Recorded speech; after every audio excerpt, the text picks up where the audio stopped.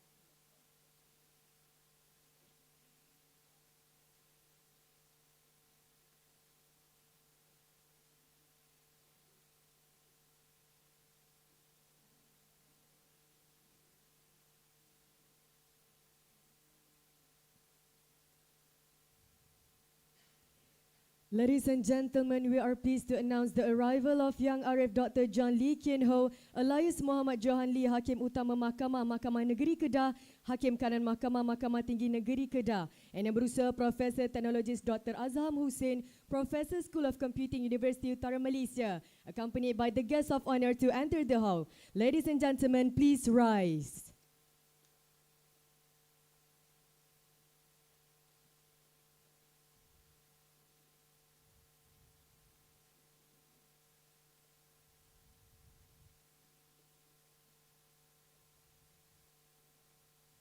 Guests are requested to remain standing for the national anthem Negaraku and the UUM official song Biru Warna.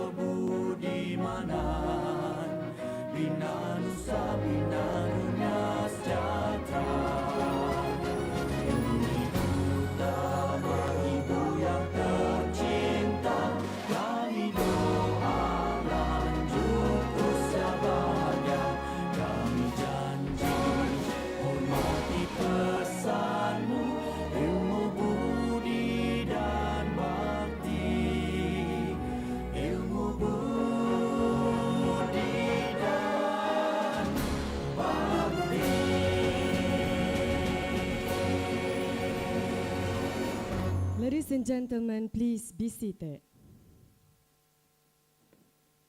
To officially begin our ceremony this morning, let us watch the University Utara Malaysia corporate video. Please enjoy the presentation.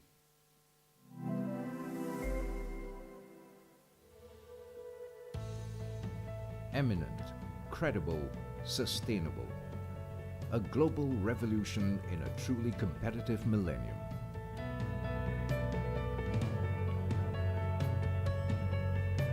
Dedication and commitment are the essence in facing challenges and fulfill hopes. Intellectuals play the most significant role in the creation of frameworks for future sustainable development. This is the pledge of University Utara Malaysia. Management is the embodiment of University Utara Malaysia UUM. Management that is based on thought and intellectual, where art, science and craft meet. At UUM, the holistic educational ecosystems is not merely to produce alumni, but to lay the foundation for future leaders.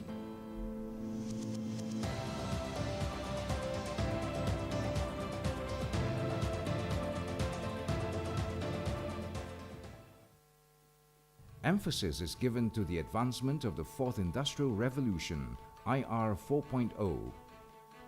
The world sees UUM as an institution of higher learning, equipped with a state-of-the-art facilities, smart campus enfolded by nature.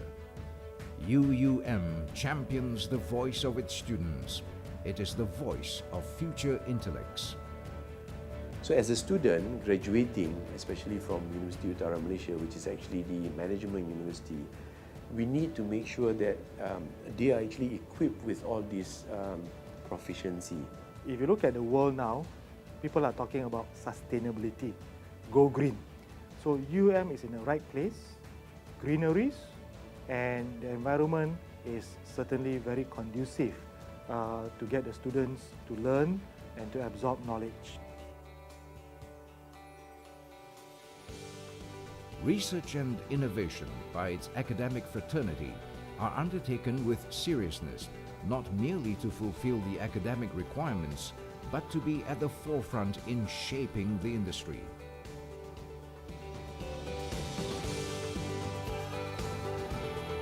More than 100 million ringgit worth of research grants invested, and more than 7,000 academic publications in the field of management and business produced in the last 5 years. Facilities and amenities provided feature the latest in smart technology, complementing the tranquility of the lush green campus surroundings. First-class infrastructures within the exquisiteness and splendor of nature showcase the education ecosystems at its best.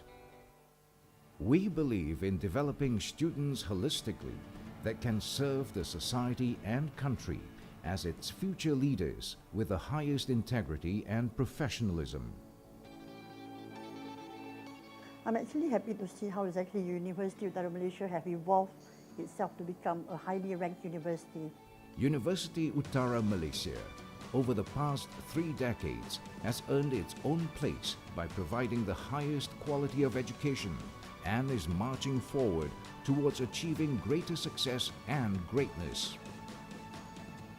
With the various awards and accreditations received, the future is certain and bodes well for the university. The royal patronage with the Kedah Royal House indeed provides vital publicity for the important work done at the university and allows the enormous achievements and contributions to society be recognized.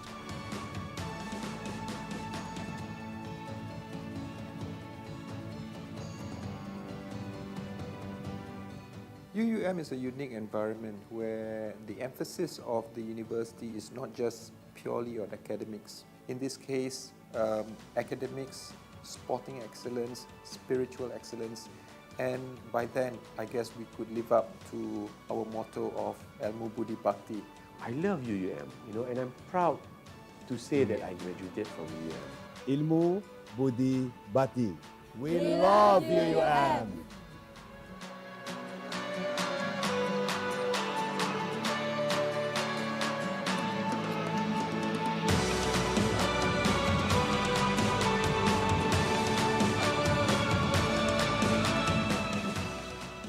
University Utara Malaysia, the eminent management university. Bismillahirrahmanirrahim. Assalamualaikum warahmatullahi wabarakatuh. A very good morning. Salam Malaysia Madani and salam biru warna. The ceremony warmly welcomes the presence of Yang Arif, Dr. John Lee Kien Ho, Elias Muhammad Johan Lee, Hakim Utama Mahkamah Negeri Kedah, Hakim Kanan Mahkamah Tinggi Negeri Kedah, Yang Berusaha Profesor Teknologis Dr. Azham Hussein, Profesor School of Computing, Universiti Utara Malaysia, Yang Berusaha Dr. Fariza Romli, Director UUM-ILC 2025, the Management of the School of Law UUM, representative from the sponsors and collaborators of UUM-ILC 2025, presenters and participants of ILC 2025, academics, distinguished guests, ladies and gentlemen. Welcome to UUM-ICM Legal Forum 2025 with the theme Bridging Ethics and Innovation, Humanizing the Law for Sustainable Futures, held in conjunction with the 13th UUM International Legal Conference, ILC 2025. Distinguished guests, ladies and gentlemen, to invoke blessing upon today's event, we respectfully invite Mr. Anik Zulhijjah Muhammad Aidil, second-year LLB student, to lead the recitation of Doa. With honor, we invite him forward.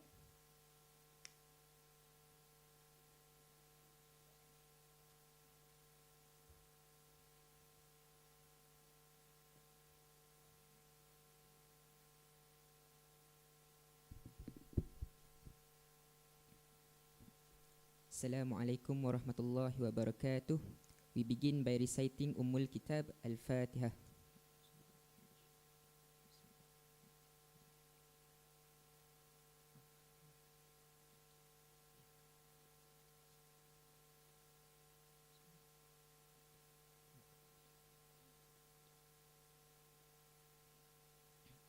A'udzubillahi minasyaitonir rajim. Bismillahirrahmanirrahim.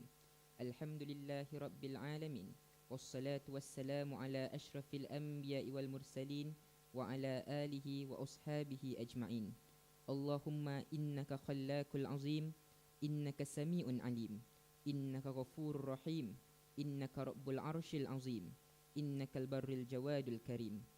Oh Allah, you are the one to whom all praise belongs. You are the one who deserves all praise. You are the one to whom all thanks are due. You are the one to whom all government belongs. In your hands all goodness, and to you all affairs return. Allahumma ya Karim ya Rahim, pour out your mercy and blessings upon the UUM-ICM Legal Forum 2025 entitled Bridging Ethics and Innovation, Humanizing the Law for Sustainable Futures, which is held today. Bless it from the beginning till the end. Ya fa'alul lima yurid. We also seek refuge in you from all the things that contain our gathering and from all the things that distract us from obeying you. To you we entrust all our affairs. Rabbana alayka tawakkalna wa ilayka anabna wa ilaykal masir. Rabbana atina fid dunya hasanah wa fil akhirati hasanah wa qina azaban nar. Wa sallallahu ala sayyidina Muhammad wa ala alihi wa ashabihi wa sallam. Walhamdulillahi Rabbil Alamin.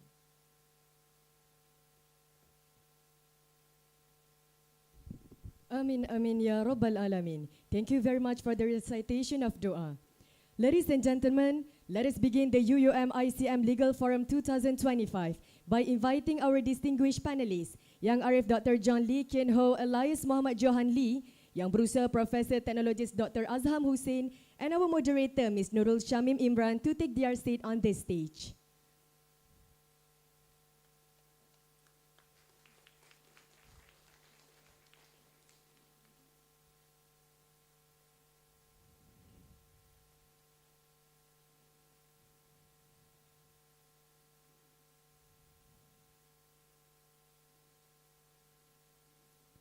I now have the honor to hand over this session to our moderator, Ms. Nurul Shamim.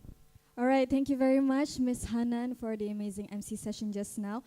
Bismillahirrahmanirrahim. Assalamualaikum warahmatullahi wabarakatuh, and a very good, I might say, afternoon. Is everyone okay? Have everyone eaten yet your breakfast today? Not yet. So are you guys hungry? Oh, really? But are you guys excited for today's forum session as well?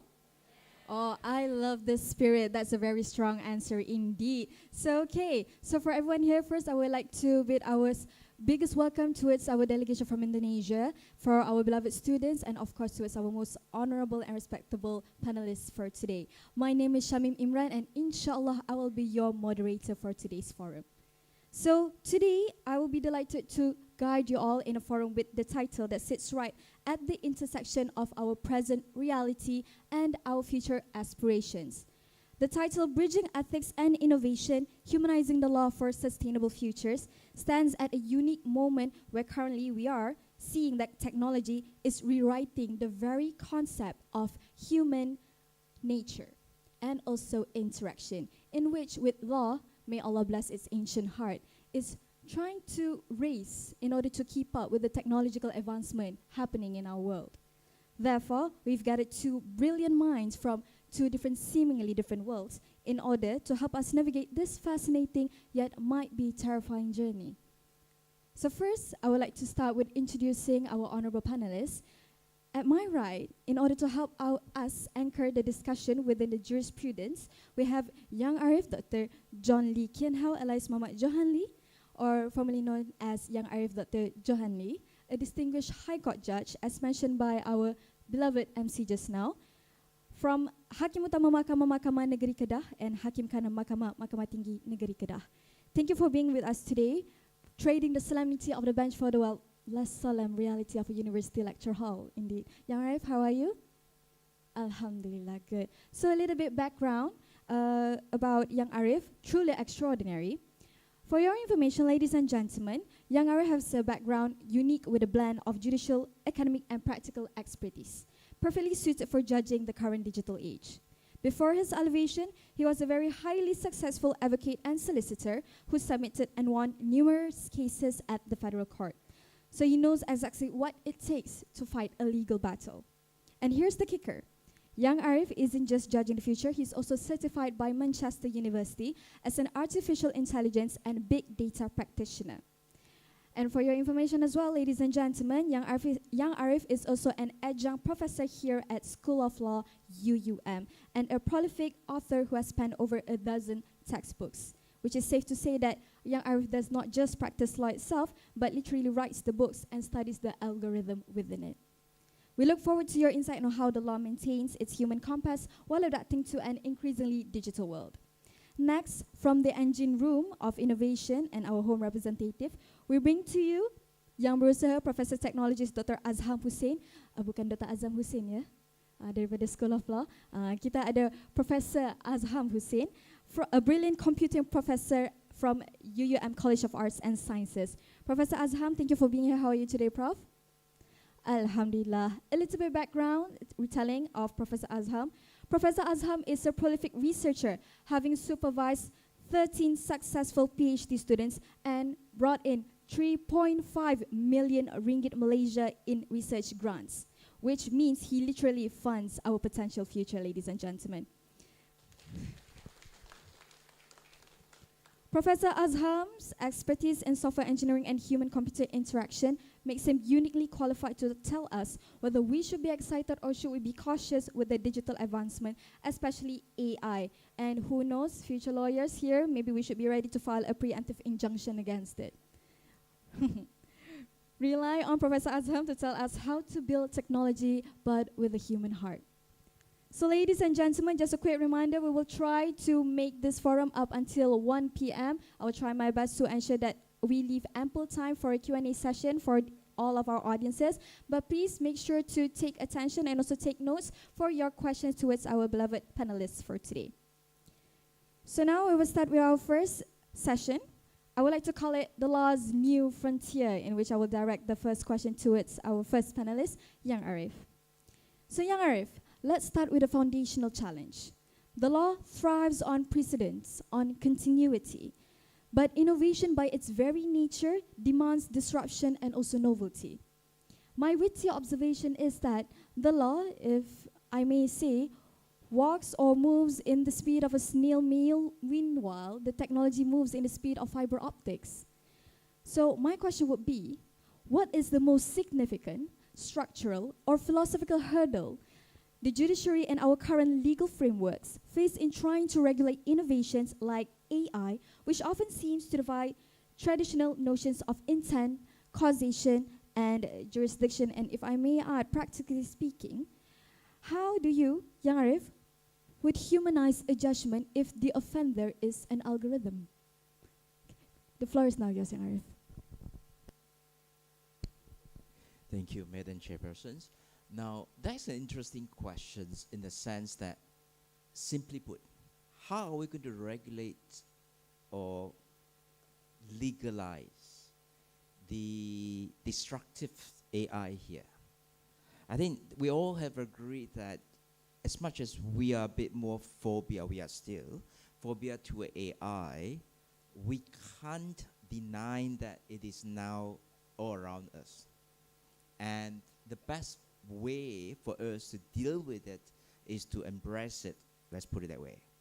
Now, this is where the next question, and as per the question put forward, what is the biggest legal hurdle?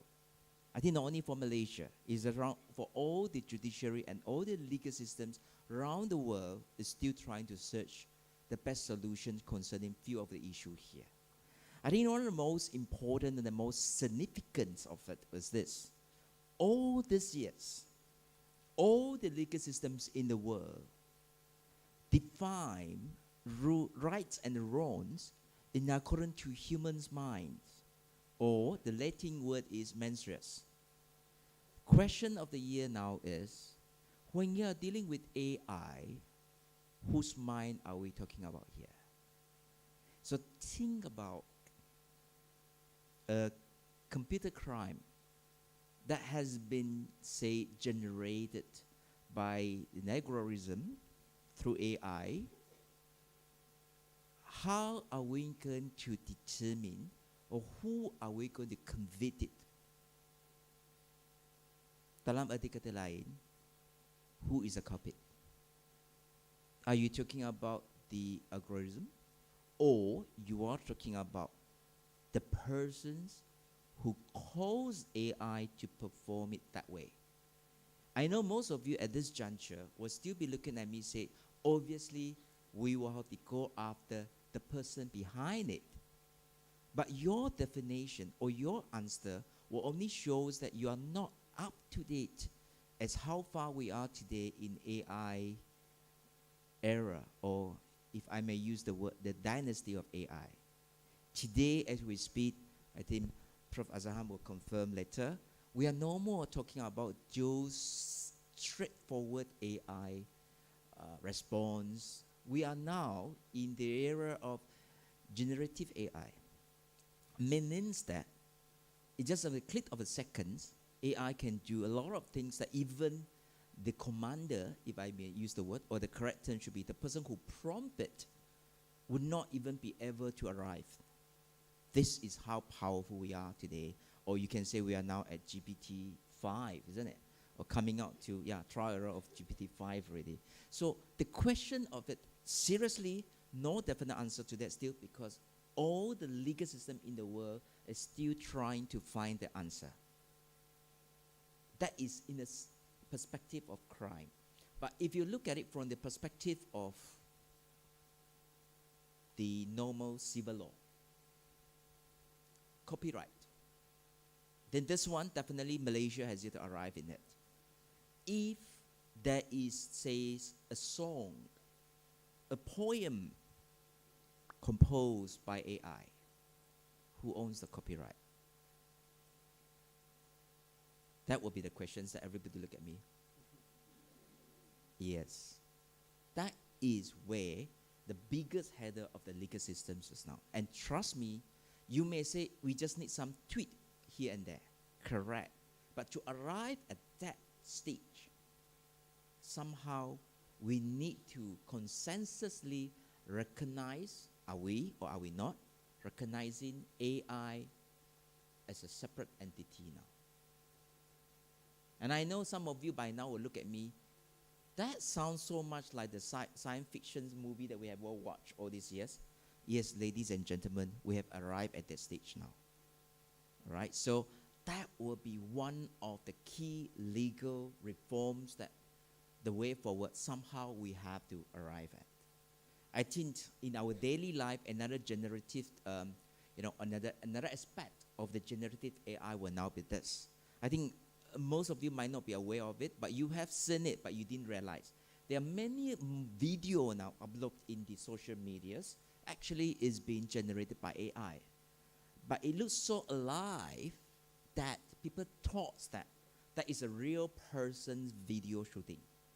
In the actual sense, it never. It just comes from AI generated images. But that same AI generated images can sing as per the original singers. They can speak in the same tone as what I'm speaking today here. Right? So this is where it's going to be very challenging for the law, the way forward, until and unless another aspect of it arrive and up to the mark. Digital forensics. Now that is where there's another aspect that none of you might heard about it before. Last year, in one of the universities, they invited me to talk about digital forensics. This is where we all agree that you're no more talking about the traditional forensic anymore. Today, digital forensic is another big issue the way forward. And those are the key headers in terms of the law and the legal system itself that we are facing now by virtue of the AI.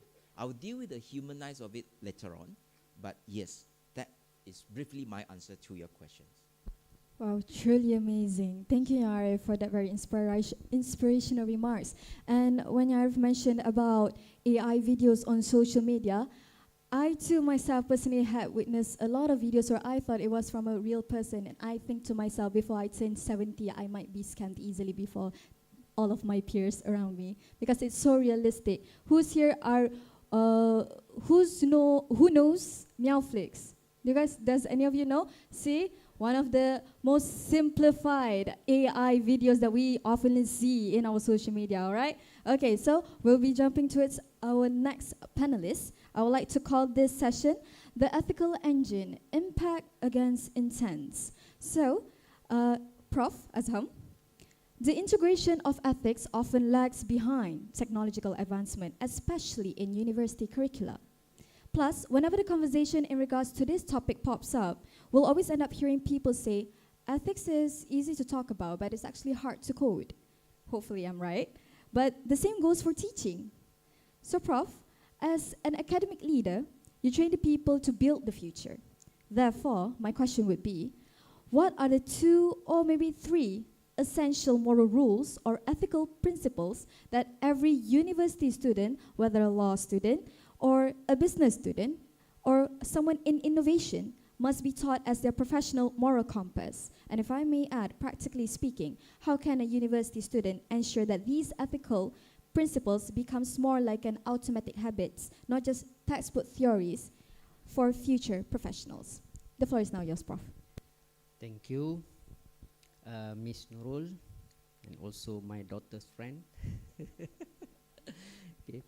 Assalamualaikum warahmatullahi. Alhamdulillah, yang berusaha Prof. Halida, ya, yang berusaha YA dengan YA tinggi lagi, ya. Okay, Yang Arif, Alhamdulillah, I feel so lucky today to have Yang Arif together with me. Okay, and for the question, I think the student should have value, okay, about the accountability and honesty, definitely. Okay, you know, we talk about the honesty, okay, honesty, and you know, we should ensure that you know, the exam, okay, you do the assignment, right? You have to ensure that, you know, you have to do with full of honest in your final exam and also in your assignment, exercise, and so on. And the second thing, I think, respect. Okay, you should have respect, not even, you know, student respect to the lecturer, but also lecturer also have to respect to the student, because student also have a dignity, right? And the third one is about accountability. I think accountability, you know, all of us are aware that, as mentioned by Yang Arif about the ChatGPT, for instance, we have a Gemini, we have a DeepSeek. You know, how many of you using a ChatGPT? Oh, not many. School of Law is a very good student. They are not using, only 2 or 3 using. Why don't you use the ChatGPT. ChatGPT should be your friend now. Okay, we have many forum. We have many talk about the ChatGPT, about the AI technology. Even in the KPT, we discuss about the ChatGPT. We discuss about the AI. Okay, and Malaysia, we accept ChatGPT. So we'll come back to the accountability. Are you using ChatGPT to copy and paste? Definitely no, right? You ask ChatGPT to get the idea only, right? Get the idea and then you do by yourself in writing, do the assignment and so on, right? So I think these three things is a basic value or moral in order for us to face with the digital technology nowadays. Okay. The second question is about how to implement this three things. Okay, I think we can start with a discussion among friends, okay, about the moral, about the accountability, about the honesty. And then the second thing, I think probably we can have, we start with a small first, okay? Implementing integrity in our assignment, integrity with your lecturer. And I think the third thing, how can we implement this three good value, probably by having a role model or idola. Okay, like myself, I have Dr. Azam as is idola, my idola, because he is a very honest, integrity people. I always meet him at masjid. So my idola, Dr. Azam. Example of such as, for example, Dr. Azam. So when you have a idola, you have a role model that you can see, the good value in someone. Probably that is the way, to follow your role model. Okay, so thank you. MashaAllah. Okay, so let's recap. What are the three principal rules? First, anyone?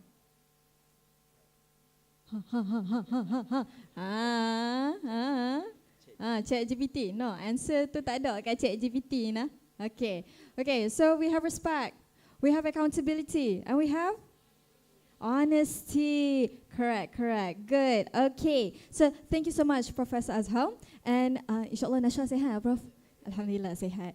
Okay, so let's go for our second session. Okay, second session, it will be focusing more on how to bridge the divide for paving the path towards a sustainable future. So I will be directing my first question to Young Arif. Ladies and gentlemen, let us try to bring these two worlds together. Young Arif, for the law to be sustainable, it must be predictable. And Prof, in order innovation to be beneficial, it has to be responsible. So my question for Young Arif, your position on the High Court places you at the very heart of this challenge. You must preserve the wisdom of precedent while navigating the realities of a digitalized world. So let's start with the current reality in our courts. My question will be, what is the single most urgent and realistic issue the High Court faces right now when accessing digital evidence in civil or criminal cases? Specifically, how do our judges in Malaysia ensure that this easily manipulated invisible data is reliable while still protecting the accused's human right towards a fair trial? Taking that complexity into the future, and critically if so, how do we ensure that the theme of humanizing the law remains central, preventing the pursuit of judicial efficiency from eroding the essential human elements of compassion and discretionary justice? The floor is now yours. Interesting questions. Now, before I go further, since Prof. Azhan dah cerita tadi pasal GPT, how many of you actually heard about Gemini? Oh, Brahmai, I'm impressed. They are not using, they are using Gemini. How many heard about this thing called Genie AI? Ada juga. That's good, that's good. Right, so just FYI, right, ChatGPT is not the only AI in the world at this moment. But yes, one thing for sure, it sets the momentum, let's put it that way. Right, so that's why you may call this the ChatGPT generations, you guys. Right, but yes, I think one of the biggest, coming back to the issue of the law, I think one of the challenge that we are still facing at the moment about digital evidence is this. We are still going back to the generic definitions of digital evidence, and the requirement under the Evidence Act is this. You need the maker to come forward for the evidence to be admitted as the evidence or exhibit in court. That is what Section 90A or the Evidence Act actually is trying to tell us. So you may, the way forward, you may have situations when it's been generated by the AI. But how do you define the maker? Who is the maker? That piece of information is made by algorithm. So if you really want to go to the traditional restrictive definitions, you may say that there is no maker to it. And that piece of maybe informations or that piece of poem can never be therefore admitted as an evidence in court then. All right? So because the law requires that for any digital evidence, you need to have the maker be there in the court for it to be tendered. But a more, if you ask me, the general accept of it is this. The maker should be the person who downloaded it, the person who printed it out and tendered it in court. So that could be one possible solution to it. But yes, all this is actually looking forward for the law reforms that we can actually amend the law to be more accommodative to all these destructive technologies, let's put it that way. I mean, this is not only in Malaysia, it's actually the same situation worldwide. And until that they arrive, at the moment, what we will be doing is we will all have to still go back to that traditional Section 90A Evidence Act that will actually deal with that piece of evidence. So the questions come down, therefore, is how do you humanize it? All right? Or I think most of the law students here is more worried about, will I still be having a job after graduations? Now that AI is there, so AI might actually, causing me running or rather out of job now. You're so wrong when it comes to that. In the end of the day, I don't know if maybe 5 years from now, AI will reach a level that they don't need humans anymore. But at this juncture, AI will still generate whatever based on the human input. That's a good thing about it. I think if you run, tomorrow you can run the exercise with your friends, okay? But right, I would like to conduct it as a workshop here. All right, so you just go back and do it yourself. A same scenario being given to you and your friend. Both of you sitting apart, right? And depending on how you prompt the AI or ChatGPT, trust me, you're going to have a different answer altogether. All right? Definitely, it will be different. Every single piece of answer given by GPT or any other AI software, it will be indistinctly generated for your prompt. It is an answer to your prompt. So, this is where the thing goes interesting. If you are skillful in your prompt, you will get a very distinctive and unique, and if I may use the word, informed answer. But if you are not skillful in your prompt, the answer will be a different things altogether. And don't be surprised, GPT might give you a different answer in total than your colleague. Why? Because of your skill of prompting AI. So this is where the thing goes interesting. You don't have to go far. You can upload 1 or 2 documents, ask GPT to give you a summary of that document, or for law student, a case law. You'll be surprised. The same Donoghue and Stevenson's, you may have 3 different answers coming out of it easily. And this is where your skill, the human touch, is still there.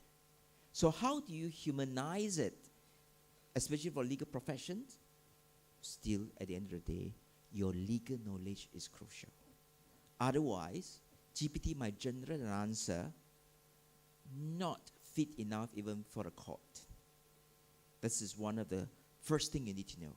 So don't be scared of AI.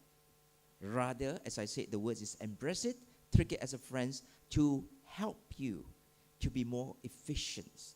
That's the word. It won't be able to replace you, definitely. It would be here to be your assistance, let's put it that way. And how to humanize it is, at the end of the day, related with Prof. Azham answer just now, ethics. In the end of the day, it's still ethics, ethics, and ethics. How we're going to put this AI, how our AI is going to be developed in the next few years, actually. All right? So I hope they answer the questions. It really does answer what such a mandate and impressive answer just now by young Arif, because relating to both answers given by young Arif and the previous answer by Prof. Azam, we must treat ethics not as a soft skill, but actually as a core technical specification for any new product of law. Because the goal here is to make sure that every one of us future UUM graduates to leave here with a moral compass stronger than our own Wi-Fi signal. However, I will be conducting the next question towards Professor Azham. Professor, you lead innovation, but with great power comes with great ethical responsibility. So therefore, we would like to know where the red line is when it comes to human rights and also technological advancement. On one side, innovation is making progress, but on the flip side, we are seeing systems like predictive policing, mass surveillance, and deep fakes that threaten our most basic human freedoms. My question would be, what is the single most pressing ethical challenge that we currently face in preserving the human soul and our right to individual liberty and dignity when data collection about us is always on? And my additional question is, if you can name it, what is the human right of the 21st century that innovation is currently most threatening, and what foundational legal concept must we update right now in order to protect it? The floor is now yours. Okay, thank you, Ms. Nurul. All right, so most pressing is of course the digital technology, right? The technology very fast. Yesterday and today probably different technology. Okay, so in terms of data, okay, I'm sure that we know about the big data. Okay, we know about the AI. You know how they train the data, they come up with a pattern. Okay, so I'm sure our data is everywhere, right? Okay, me and young Arif probably our data is everywhere. We subscribe Astro, for instance. Okay, our data with Astro. We subscribe Unify. Our data with the Unify bank system. So and quite frustrated. Di sekolah pun minta data. I argue with the one of the teacher, why you want to know my salary, for instance. Okay, because the system. The teacher tell me that the system need the salary of the parent. So we need your no, I don't want to give my salary, for example. Then the teacher say that you have to give the salary, your salary, because we want to give a scholarship, give some, bantuan. So I told them that I never get bantuan from kerajaan because me and my wife are working both together. Okay, and once our data is everywhere, okay, then the scammer datang, scammer. Okay, so you have to be careful with a scammer. Okay, because even you as a student, I think you have a bank account, you have a bank, you have a phone number. They can call you easily, and then I think all of us we have sign up for the Shopee, okay, and then we buy something in the Shopee, and then the scammer come. They can get your phone number, and then they can call you, mention that you buy illegal things, that you have to pay something. You know what? Once you transfer money, it seems like you agree to transfer money. That's why bank, you know, when you want to transfer money to the scammer, the bank will ask you, are you sure? Then you tap yes, sure, and then ask about the secure PIN, and then you also agree with the secure PIN. That means you agree to transfer money. That's why many cases, I think, yang Arif more Arif than me. Okay. Most cases of a scammer, it's difficult to get back the money. Okay, so be careful with this. Okay, so about the data. Okay, so data should be transparency. Okay, data transparency is a very important. Okay, we have to ensure that you know data, for me, that data is probably we can control. Okay, how about the data about your social media? You know, we subscribe Facebook, we subscribe TikTok, we have account for Instagram. Do you hear about the digital footprint? Nowadays it's very easy, yeah, nak interview. We get your name and then we can search, okay? So we can see how you interact in the social media. Okay, are you the one who always use a bad word in the social media? Are you using a social media? So many things now, very easy to get the data. Okay, so what we should understand about the data, okay, we have to make sure, okay, we use the social media especially, use wisely. Okay, I don't want to give example, there is so many examples. I think you are better than me. Okay, and I think our government and industry, okay, they should use the data wisely. Okay, the data transparency, data integrity, data privacy. Okay, that is all the things that we need to be careful with that. Okay, so I think very short answer from me. Thank you. Okay, thank you so much, Professor Azham. It's okay, a very short answer, but we'll be leading towards Q&A session. Inshallah, our audience will surprise our panelists' minds.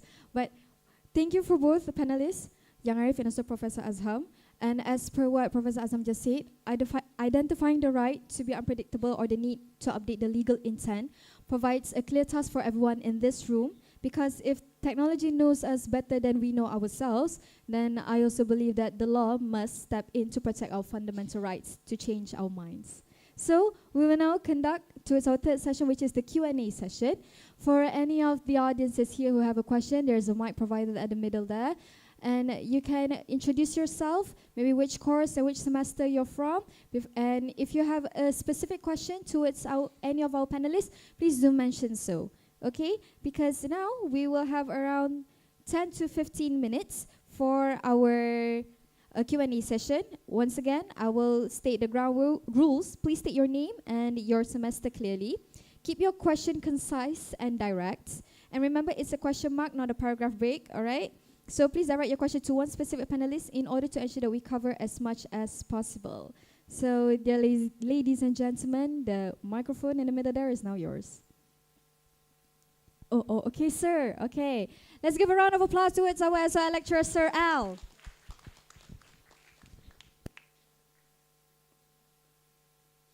Sorry, Arif, I supposed to ask you in the your waiting room, but my question is quite simple, because my concern is you're talking about Section 3, just now on copyright, you know, who is the creator or not, because at the moment, Section 3 of copyright does not recognize as for the AI creation. My question is, our judges, this is personal opinion, if you can give, our judges are trained, because sooner or later we're going to have state election coming up and what we call national election coming up. What is relation to that is the what we call defamation, what we call if they create a fake video and so on, because we can see at the United States, you know, when they have a Trump election, all the sort of nasty thing coming up in the media, and our youngster looking at it, so it's very worse. So I don't say that we should control, but to a certain point of view, it should be stopped. So if you could give your point of view, I would be delightful. Thank you, Arif.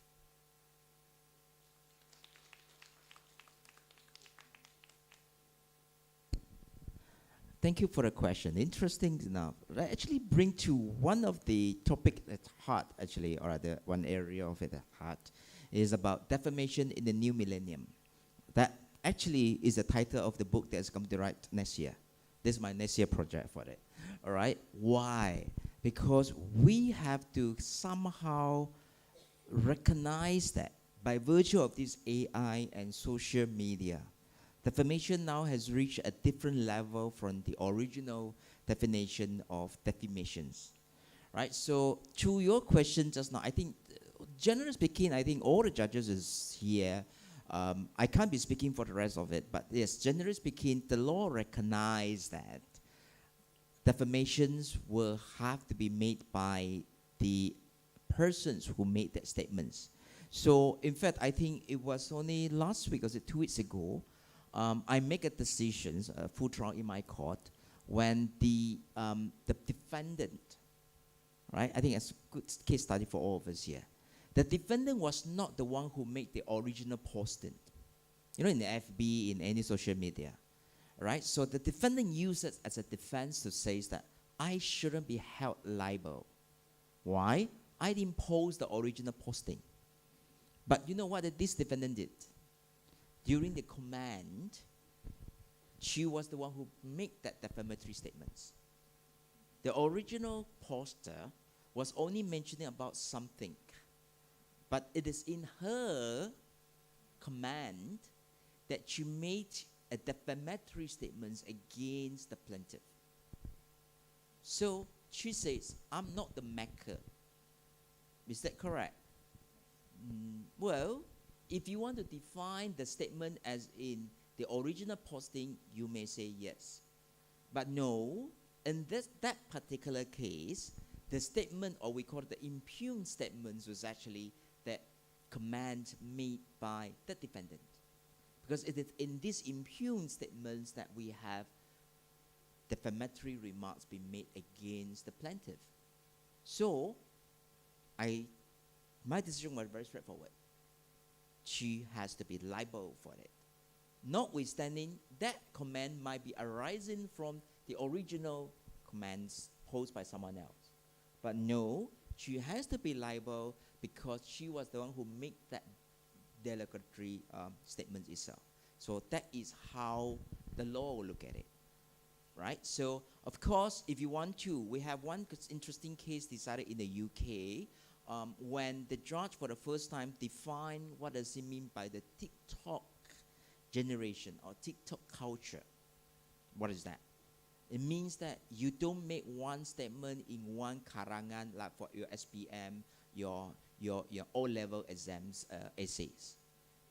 This generation, you guys, the WhatsApp generations, you like to make statements, one statement here, few minutes later, few seconds later, another statement, another entries.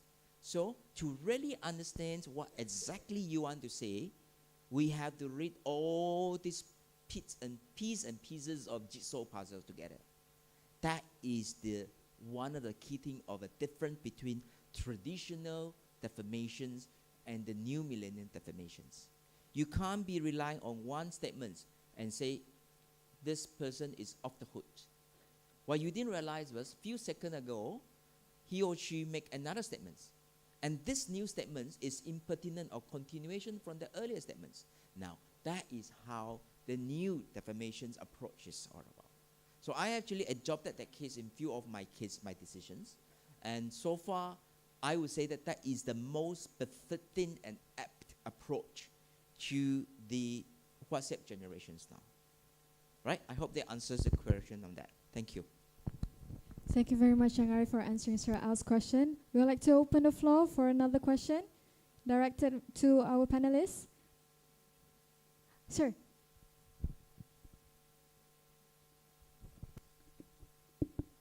Assalamualaikum. My name is Hafiz Hakimi bin Harun from SOL. So first and foremost, I just want to say how happy I am to meet my former lecturer, Prof. Azham. But this question is for Dr. Johan, right? Yang Arif, Dr. Johan. So actually, this question would be jurisprudential and constitutional law in nature.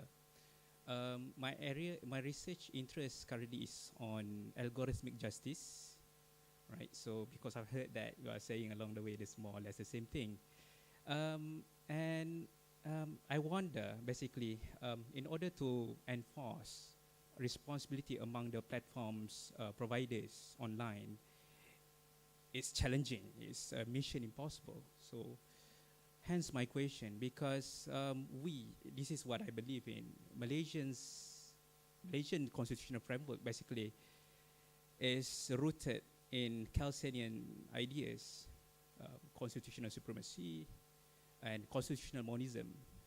But here's the thing, there's a new movement to introduce a new approach that is constitutional pluralism. So is this the way that we are going to constitutional pluralism? So I just want your comment on this. Are we heading towards that?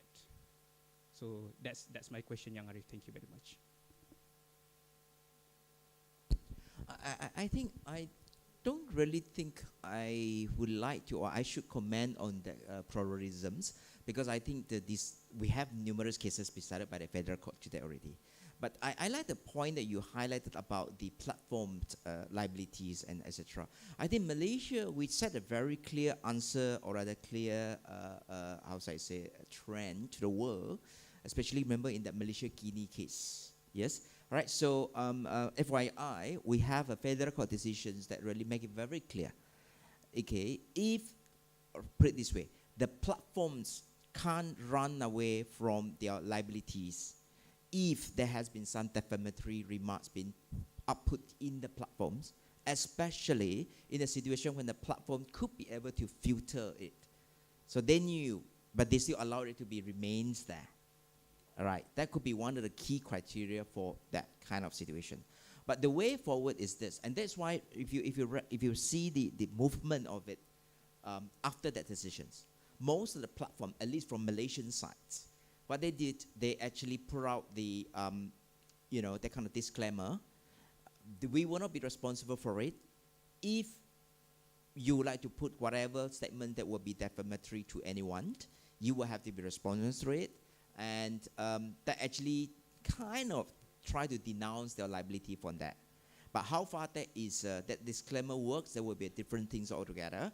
But the next question will then be, some of the platforms straight away, since then, they have their administrators, they will filter. So whatever comments and whatever remarks that the viewer would like to make, there might be few hours delay when the administrator will then filter it to find it more befitting or not befitting to be out. Now that will be one of the mediating factors that the platform operators could actually adopt to it. But how far that will be efficient, that will be still only time will tell first. Second, I think the problem that we are more facing is this, especially platform from outside Malaysia, because they feel that they are safe in the sense that they are not bound by the Malaysian decisions, and therefore they couldn't be, they wouldn't take any, I would say, protections or precautions to come with it, and that might be a bit more challenging to read. Yes, but generally speaking, we still adopt the facts that two things: the maker has to be liable, and if the platform actually allow it to be up, then the platform also will have to take responsibility for it. So I think at the end of the day, it goes down to the keyword ethics and responsibilities. Yes. Right. Thank you. Thank you so much, Yang Arif. We would like to open the floor for another Q&A session. Sure. You may come to the center of the hall. Please provide your name and also which semester and course you're from, and you may direct your question towards any of our panelists specifically. First of all, thank you so much. A very greetings to the esteemed panel. It has been a wonderful session. I'm from India. I've come to participate in the conference, and I'm a doctoral scholar at National Law University, Lucknow in India. So my question is related to, in the last question, sir mentioned about algorithmic justice. So it's basically, we are seeing almost each and every jurisdiction is facing with this issue, that the technology is advancing faster than the law, where the law is not able to keep up. So how do you think that, especially in South Asian context, how do you think that the law could be programmed in such a manner? How can we equip the law in such a way that we can somehow be able to predict what challenges a specific technology can pose in the future timeline? All right, thank you. Towards young Arif or towards Professor Azham? Both. Both. Oh, okay. We will give the floor to. From Professor, I would like to give an example of how technology is progressing forward. In academics only, there are these issues regarding academic integrity, where we are using ChatGPT to generate entire papers. And then we evolved with AI-generated AI tools which are able to cross-check that whether a content has been AI-generated or not. Now, another technology has evolved, that is humanizer. So it can humanize the content that you have written. So now the flag checker software is not able to keep up. So every time you come up with something new, there is a technology to counterbalance it. And same is in the case of criminal law as well. You create a algorithmic software such as Compass, and now you have a problem like racial bias plaguing it. So in that context, I want the answer from both from an academic point of view and both from a larger societal point of view. Thank you. Okay. I think my position to that is interesting question. I appreciate the question in the sense that how do we deal with a situation when the law, the development of law will always taking time, gradually. But the technology is evolving as such as Prof. Azhan said just now. Today, will be definitely the technology will be different from yesterday event, right? So how do we go with that? At the end of the day, I think this is the best thing or the best scenario for us to, you'll be surprised to this, go back to jurisprudence. I know all of you hate that subject. Admit it. Right? I was a law student before as well. Right? Why? Because it is in jurisprudence that you study all this law and morality debates, law and ethics. All right? So at the end of the day, it still go down to jurisprudential approach. What is correct? What is right? Right? And of course, you still have to use the framework of the original law, for instance, constitutions. For instance, personal data protections. You still use that. But let's say now there's a situation when this is a gray area that Personal Data Protection Act has yet to arrive.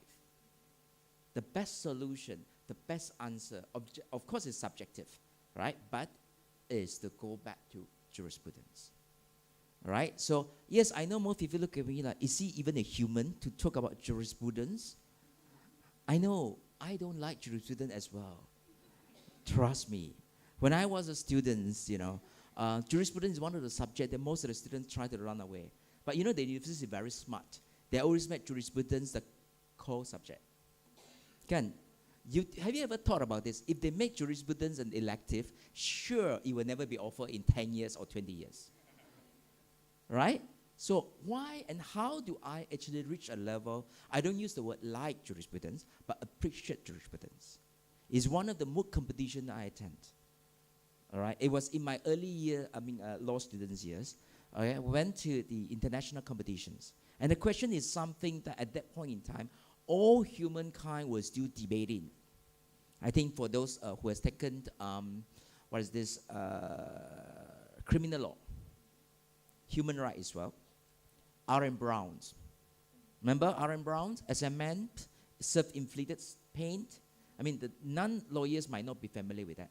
That's an interesting case that popped out in European Court of Human Rights in 1994. When they talk about, if I would like to self-inflict some to my own body, why would the law be a busybody to disallow it? I know it's like, well, that is where human rights are about. All right? So at that juncture, when I went for that competition, we have a question, MOOC question, drafted basically using a part of R.M. Brown. Simply put, can an individual's human rights override the state's responsibility of moral safeguards? There was like, oh, all right. Now, that question, until today, is still never, nobody can give you a different answer to it. Okay, therefore, how do you deal with it? How do you submit it? How do you argue the thing? How do the judge decide? We have to go back to jurisprudence.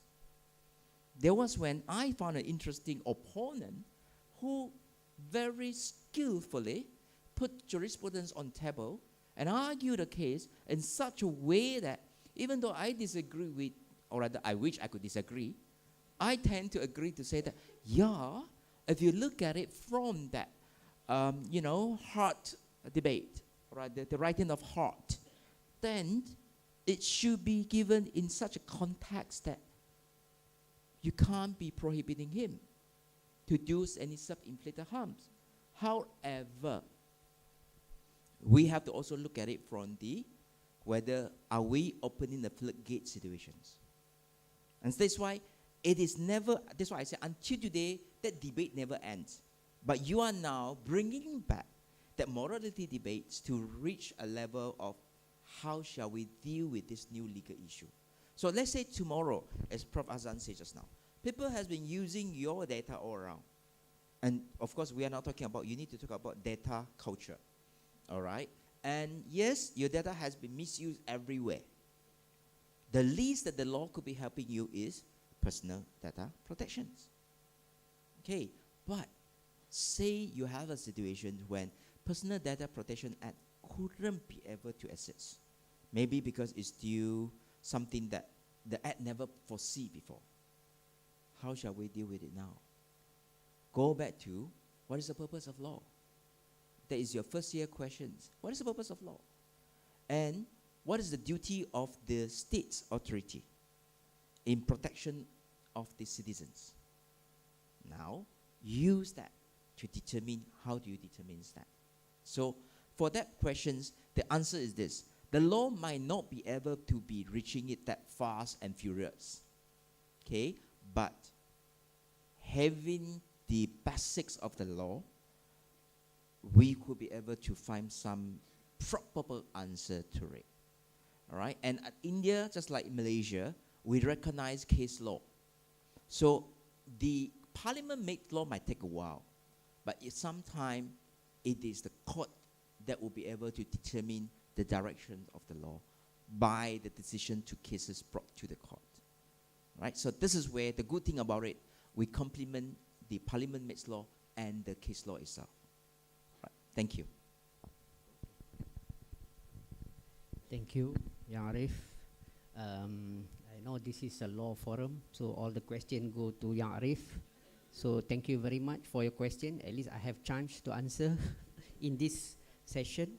Okay, about the, AI or ChatGPT, actually we aware in this university, UUM for instance, okay, we aware about the use of AI software in teaching and learning, okay, and even last week or yesterday we have a Senate meeting to decide how many percent should we accept for the ChatGPT, but unfortunately we don't have the decision. Because we are the only university consider about the percentage of AI, okay. But for the plagiarism, okay, clear, which is 20%. Until now, we are using the similarity index should be less than 20%. But now, when the ChatGPT come, the AI software come, okay, in 5 minutes even you can have a even thesis, PhD thesis in 5 minutes. Okay, already mentioned by our Vice Chancellor when he went to the Singapore, if I'm mistaken, for the presentation by Google and Microsoft. Okay, within 5 minutes, one thesis PhD can come out. So, for me, teaching and learning now our ministry, okay, we are, you know, try to revise or try to, you know, check whether we need to change the philosophy of the learning, even not the curriculum but philosophy, because we have to accept that ChatGPT or AI software should be our friend, not the we cannot tolak the ChatGPT. So I think my short answer about the ChatGPT. Thank you.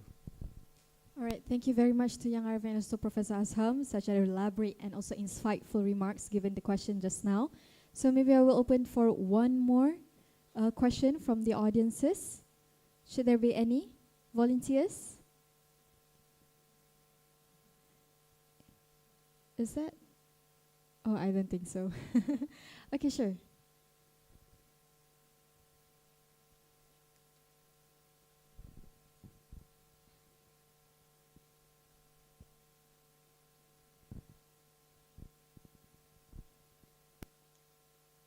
Assalamualaikum. Good afternoon, I think. Thank you for the presentation and the responses before. My name is Muhammad Aiman. I am one of the presenters that came for the conference. I missed most of your earlier presentation, but I kind of get the gist of it. I'm quite interested in following the earlier question regarding the ethics of not making defamatory statement. From the other side of it, there's a potential concern about censorship, especially on the regulators and the government. So not only we should expect the society to have ethics making statements, but we also should expect the government is doing their part legally and also upholding ethics not to censor and unnecessarily. So what's your thought from legal point of view? And I just wonder from the technical aspect of it, do you think, Prof, that is it possible that we ensure the governance of censorship is not possible by having a mechanism, a technical mechanism on that? Because right now we are having a mechanism to control and curb defamatory statement, but not so much on the censorship part of that. Thank you. Okay, thank you for the question. I'm not sure whether my answer correct or not, but we have cyber law. I think cyber law is belong to School of Law. Okay, but you know, in our side we have cyber security. Okay, we have a cyber security that you know will focus or give a lot of information about the cyber to the government.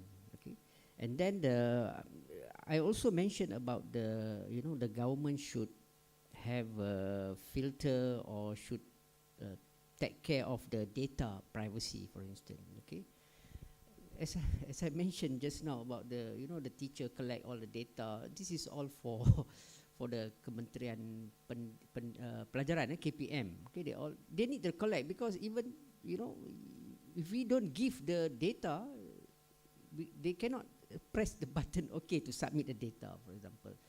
So this is all, you know, the government should focus, or the government should take care of this data privacy of the, in terms of law, probably Arif more Arif than me to ask to discuss about the data or about the cyber law. Thank you. I think Prof. Azahan has made a very clear answer to that. At the end of the day, is actually going back to, you can say it's related to cybersecurity, but the ethics is as such that, you should not harm your neighbor for things that you do not like happen to happen to yourself, right? So that principle applies to everyone. So if you do not want your next door neighbor to make comments about you and, you know, defamatory against you, then you should not make any statements that will hurt someone's reputation as well, right? So I think that is the best that I can leave it that way.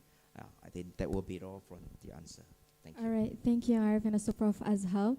Well, there is one last question by the audiences, but he's a bit shy to come up front, so he gave me personally the question. So this question comes from a third-year student who just underwent his first practicum in Kota Kinabalu High Court. High Court ke? Court. Okay, Kota Kinabalu Court. So the question is that he had witnesses that the court in Kota Kinabalu uses AI for sentencing for cases under Section 12 of the Dangerous Drug Act and Section 374, if not mistaken, regarding theft.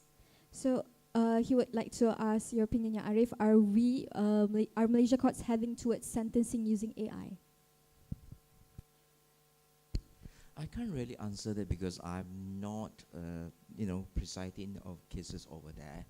But my understanding is that is this: AI is not the, what do you call that, robot judge, right? There's no such thing called the robot judge or whatnot. The AI of that is actually, the AI is helping the judge to come up, because we have the data of a similar offense, what would normally be the sentence be. So AI actually helping by coming out with this series of decisions for the judge to actually adopt and consider.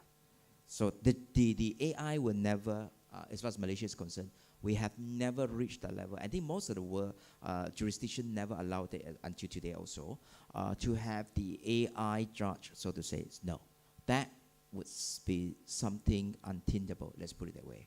Right? But what happens is that AI can always come with recommendations. Say, for example, you have this particular person's commit a theft, and in the supermarket for, let's say, milk powder. So in the past, these are the series of precedents, right? So in this case, the judge awarded this much, and that one sentence for how many months and whatnot. Then the judge will use it as a guide to decide. At the end of the day, it's still human touch that needed, because the judge will then have to look at the particular case itself. What circumstances do we have, and etc. So no, we don't. We have yet to have, and I don't think it will be possible to have an AI judge throughout all the jurisdictions in the world. At this moment, no, we don't have it. All right, I hope that answered the questions. Okay, Alhamdulillah. So ends the Q&A session with the last question just now.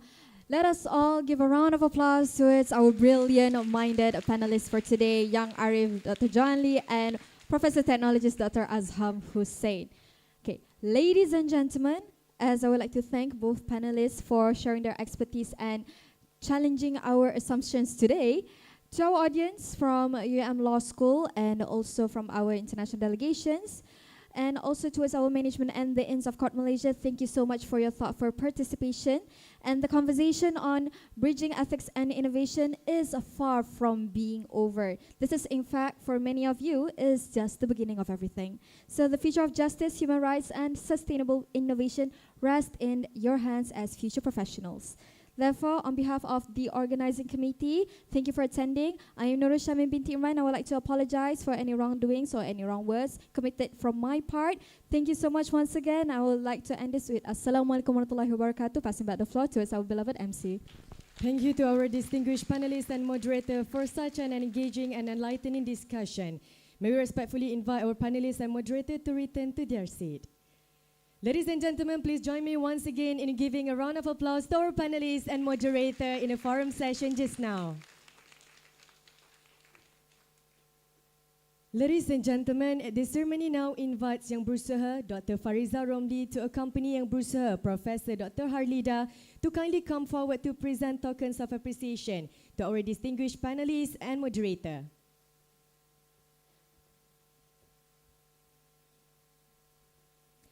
First, we would like to cordially invite Young Arif Dr. John Lee Kien Ho at Elias Muhammad Johan Lee.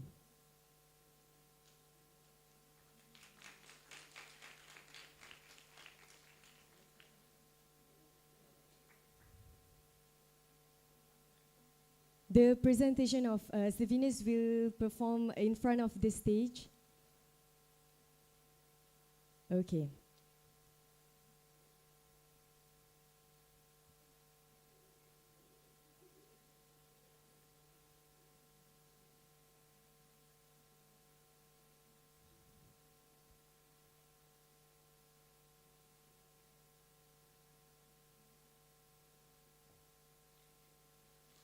Thank you very much, Young Arif. Next, we invite Yang Berusaha Professor Technologist Dr. Azham Hussein.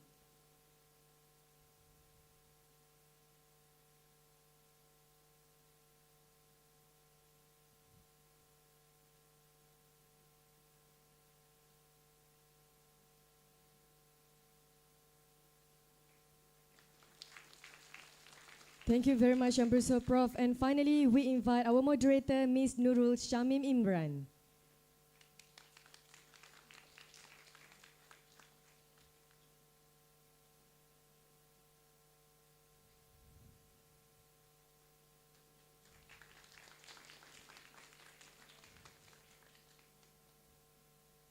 Our sincere appreciation is extended to Yang Berusaha Prof. and Yang Berusaha Doctor for the presentation of tokens of appreciation. May we respectfully invite Yang Berusaha Prof. and Yang Berusaha Doctor to return to their seat.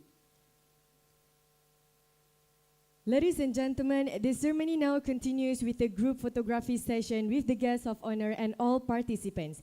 We kindly invite our official photographers to take their positions.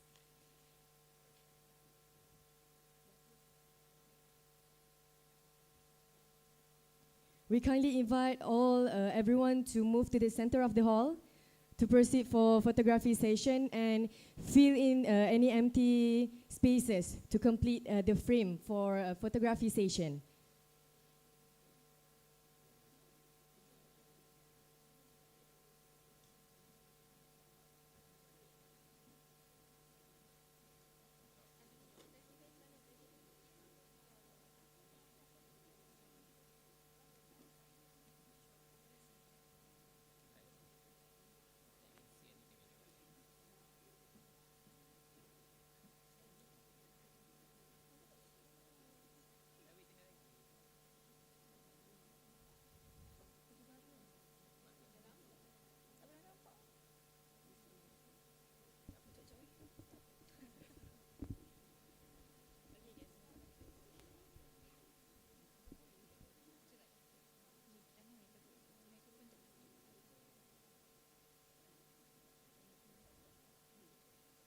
Okay, we start from a formal posing first. On my count, 3, 2, 1.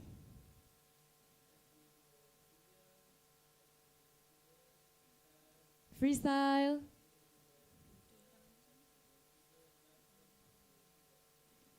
Thank you everyone for being part of photography session just now.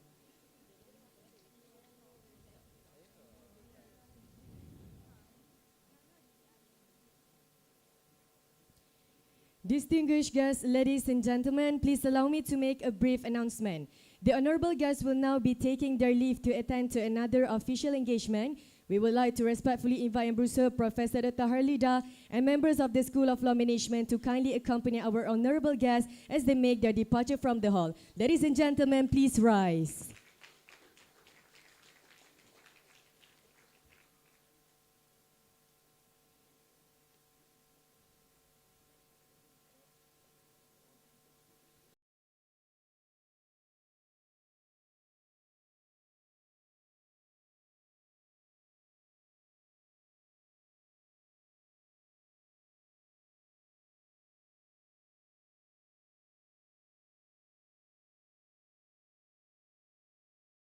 Gentlemen, the ceremony now continues with the closing ceremony of the 13th UUM International Legal Conference.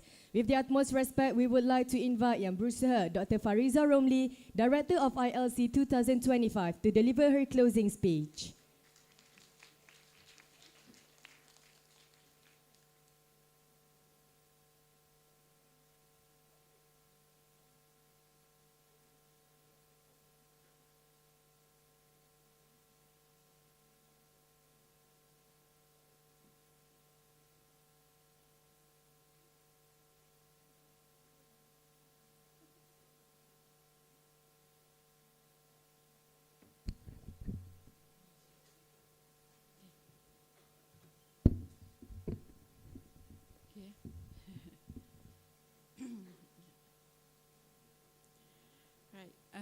Bismillahirrahmanirrahim.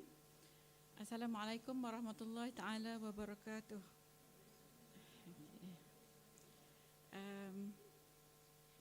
The Deputy Dean, okay, Associate Professor Dr. Anita, Deputy Deans of Academic and International Affairs, members of the School of Law Management, representative from the sponsors of UUM-ICM 2025, Legal Affairs Divisions, Prime Minister's Department, the Malaysian Competition Commission, the Exim Bank Malaysia, and Co-op Bank Pertama, and then representative from the collaborating partners of UUM-ICM 2025, Universitas Muhammadiyah Sumatera Utara, Universitas Kuningan, Universitas Brawijaya, Universitas Hasanuddin. Respected speakers, presenters, and participants of ILC 2025 academics, distinguished guests, ladies and gentlemen. Okay. As we come to the close of the 13th UUM International Legal Conference 2025, it gives me great pleasure and a deep sense of gratitude to deliver the closing remarks on behalf of the organizing committee. Over the past 2 days, this conference has been a vibrant platform of ideas, critical reflections, and meaningful engagement. We have explored new perspectives and examined emerging challenges in the field of law, ethics, and innovation. So all under the inspiring theme, Humanizing the Law, Bridging Ethics and Innovation in Developing a Sustainable Society.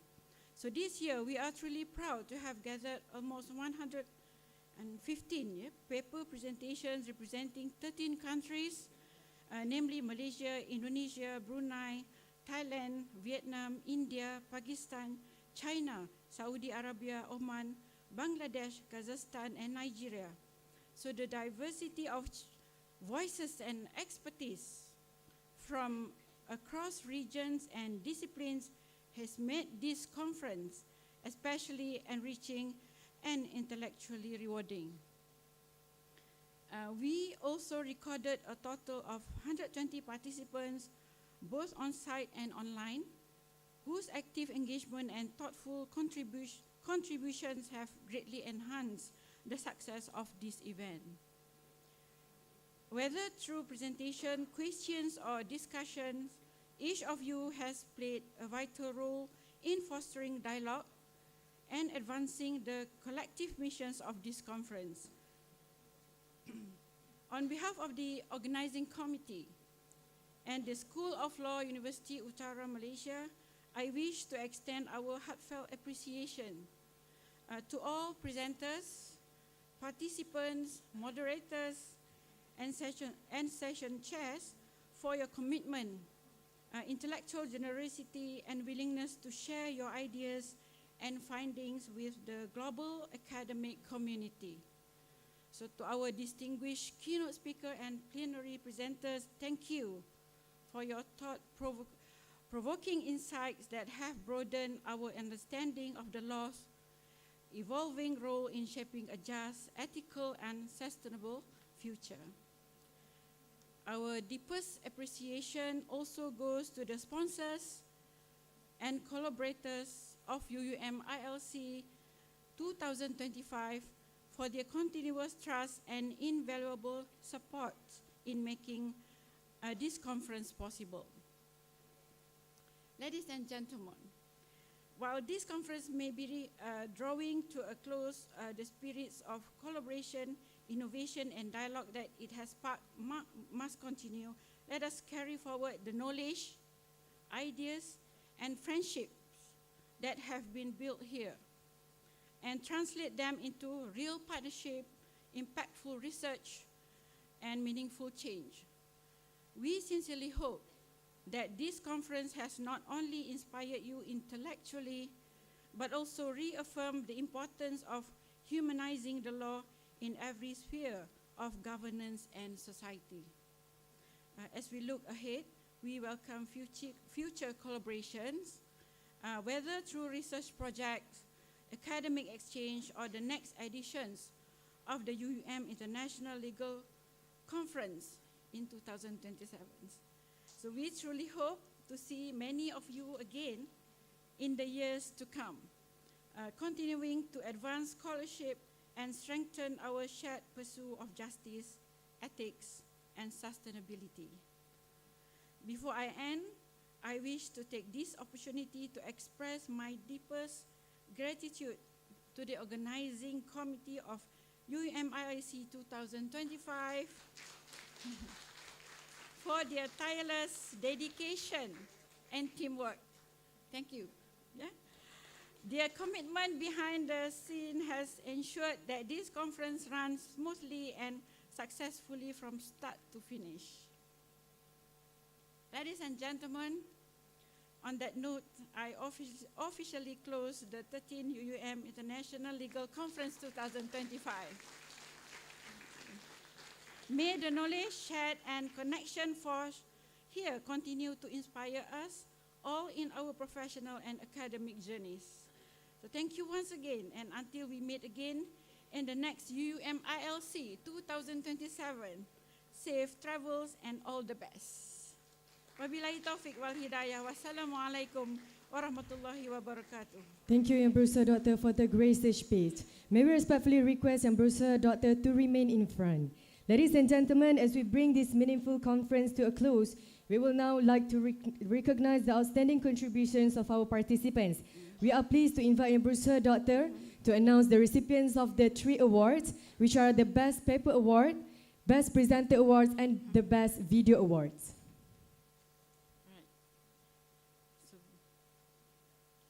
So ladies and gentlemen, before we officially conclude the 13th UUM International Legal Conference 2025, I am pleased to take a moment to recognize and celebrate excellence among our participants. So each year, UUM-ICM acknowledges outstanding contributions in research, presentation, and creativity. And this year, we are proud to present 3 special awards, that is Best Paper Awards, Best Presenter Awards, and Best Video Awards. So the names are with me right now. Okay.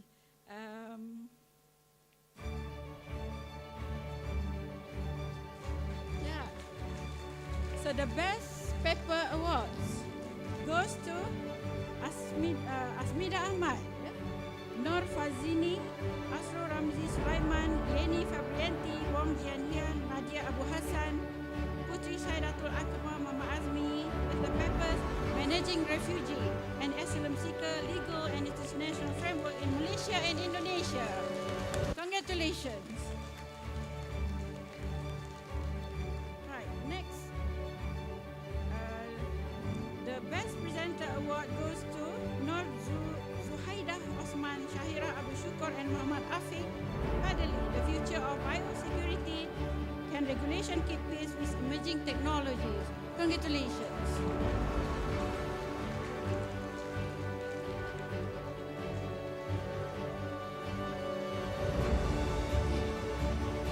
So, still Best Paper Award. Top 3 Best Paper Awards. Yeah? So, next, the Best Paper Awards goes to Dr. Ahmad Masum, Yusuf Ibrahim, Hanan Abdul Aziz, Rajali Haji Ali, paper titled Minimum Age of Criminal Responsibility in Brunei Darussalam, Comparative Doctrinal Analysis. Congratulations. Now we move to Best Paper Award, Best Video Award, sorry. Yeah? Darshi Nasri Subramaniam. Congratulations. Next Best Video Award goes to Nur Shakiran Akmal Ismail. Nurturing anti-corruption attitude, the role of culture, education, and parenting. And the Best Video Award, Tengku Amir Faikal Tengku Feruzdin. Congratulations. Yeah. With the title Invisible from Birth, a critical review of illegitimate children from the Malaysian perspective.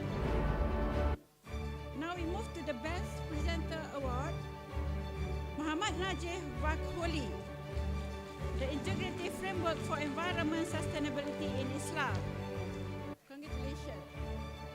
Second Best Presenter Award, Nazruzila Razniza Muhammad Nazri. Congratulations. And the last Best Presenter Awards goes to Faizul Aswad Masri, simplified extradition mechanism between Malaysia and Singapore, a preliminary comparative analysis. So congratulations. I think that's all. Yeah, congratulations to all our award recipients for their remarkable achievement and dedication. Your efforts truly embody the spirits of excellence and innovations that UUM-ICM stand for. So ladies and gentlemen, please join me in giving all our winners a warm round of applause again. Okay, thank you very much. Thank you, Embrusa Doctor. May we now respectfully invite Embrusa Doctor to return to her seat. Ladies and gentlemen, as we come to the end of today's ceremony, let us take a moment to look back at the highlights and memorable moments of the 13th UUM International Legal Conference 2025. Please turn your attention to the screen for a short video presentation that captures the spirit, achievements, and cherished memories of this year's conference.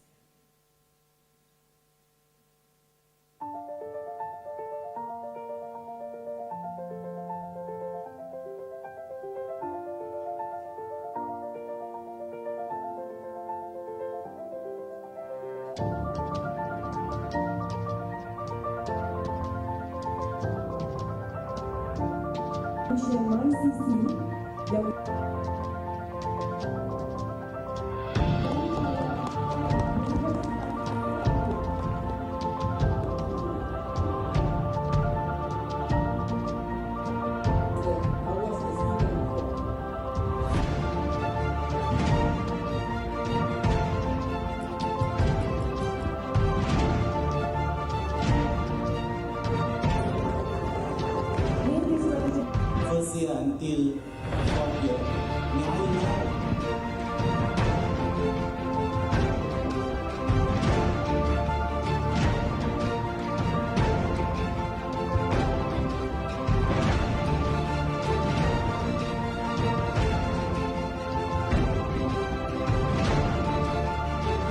UUM-ICM 2025. It's a wrap. See you 2027.